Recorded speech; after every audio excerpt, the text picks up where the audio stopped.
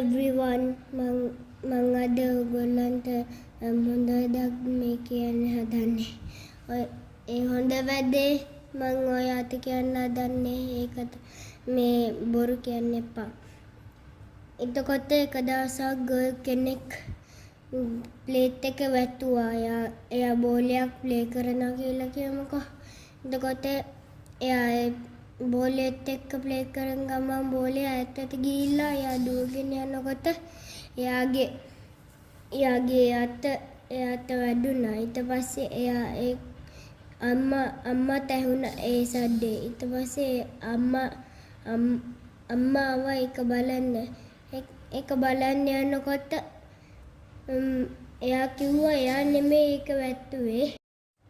පුස්සා දුවලා එයාගේ ඇඟේ එතනට හැප්පිලා තමයි ප්ලේට් එක වැටුනේ. ඊට පස්සේ ඒක තමයි එයා කිව්වේ එයාගේ අම්මට. ඊට පස්සේ ඒක තමයි එයා කියපු ලයි එක.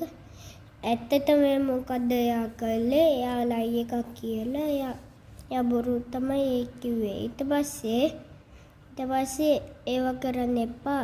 ඒව කළොත් ඔයාට තමයි පව් සිද්ධ වෙන්නේ. ඒක නිසා ඒව කරන්න එපා. ඔක තමයි මං අද ඔයගොල්ලන්ට කියන හොඳ වැඩේ. ඒක නිසා ආයෙමත් අපි next video එකේ හම්බ වෙමු. Thank you for watching.